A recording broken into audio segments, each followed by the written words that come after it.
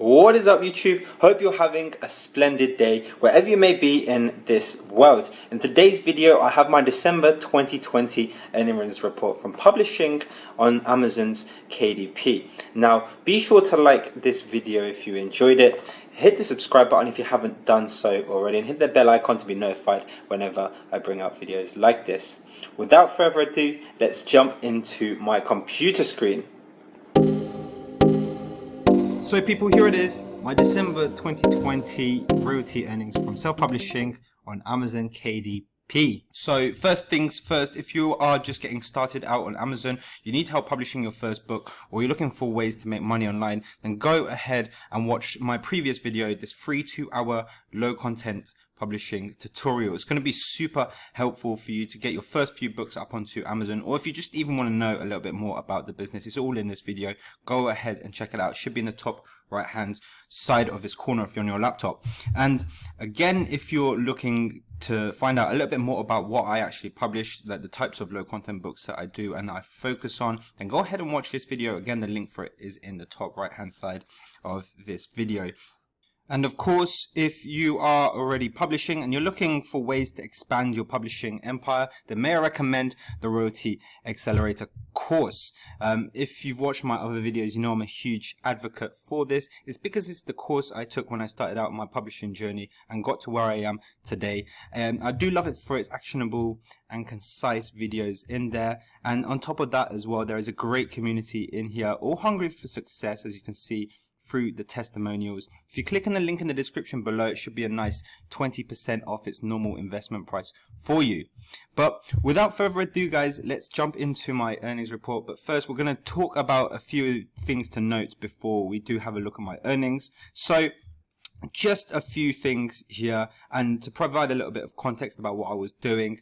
I was working full-time on this from October to December. When I say full-time, I was putting in like 10 to 12 hour days literally for those 3 months. So I don't do this part-time, I do it full-time. I don't have another job to go along with it. I basically rented out a co-working office space here in the Netherlands, and it looks something kind of like this. I put a lot of weight towards the environment that I'm in, and the house that I was in was a really small house, so it wouldn't have been a very nice place to work in. So I rented this out for around 160 euros a month. You can see there's a lot of plants, it's spacious. You can imagine there's a lot of people working and walking along here. It's a super motivational environment to be in and to spend those sort of hours working. So that was really good.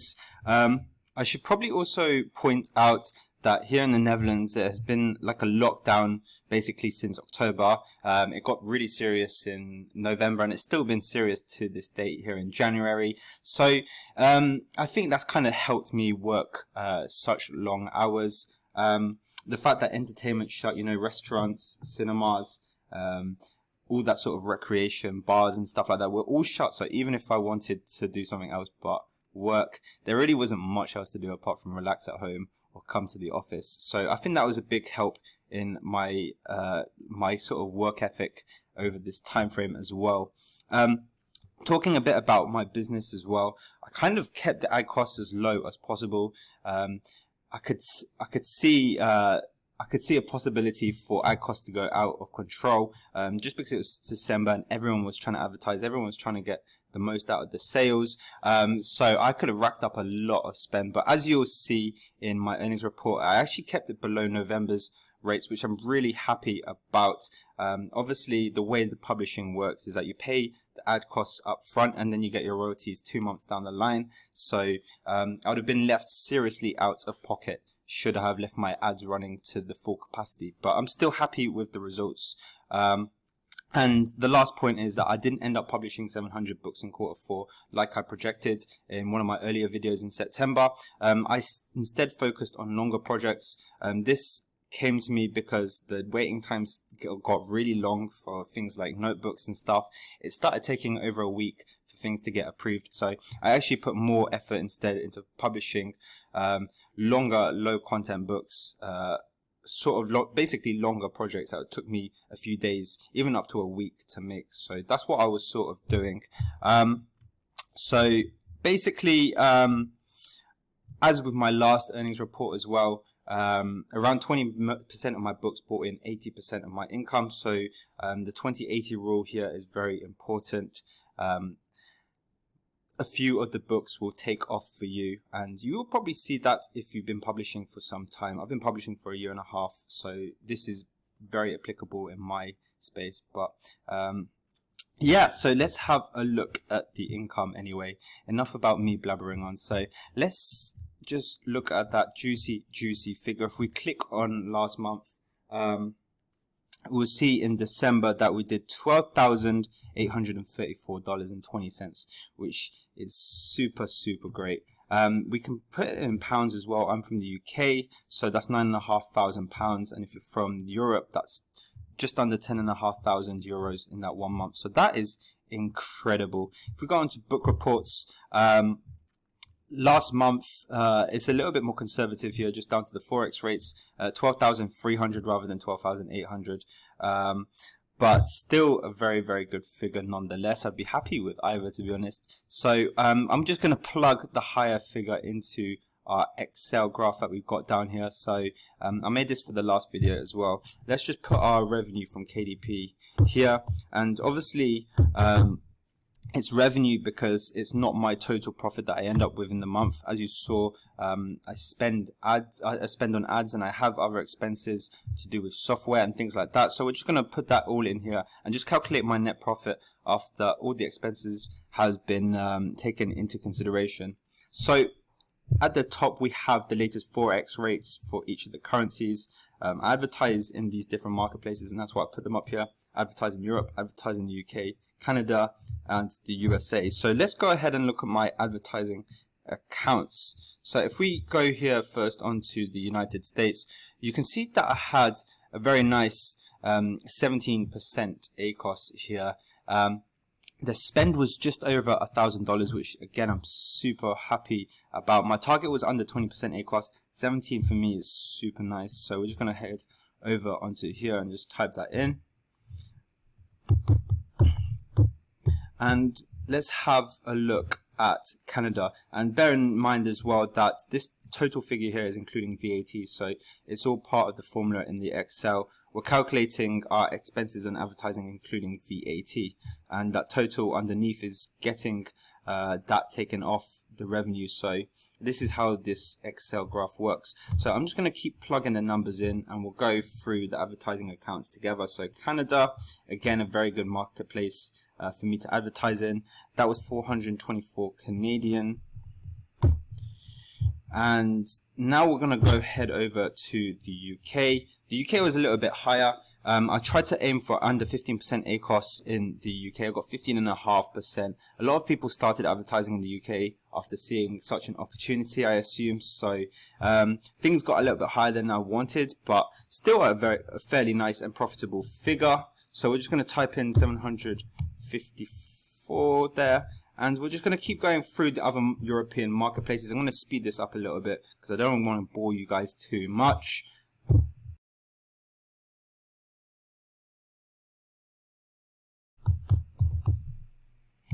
So here it is. All these in euros, that comes to around, 200, I'd say around 250 euros spent between those four marketplaces in Europe. And of course I don't advertise in Australia, so I'm just going to put a big fat zero for that one. So the total spend from advertising my books comes to $3,107.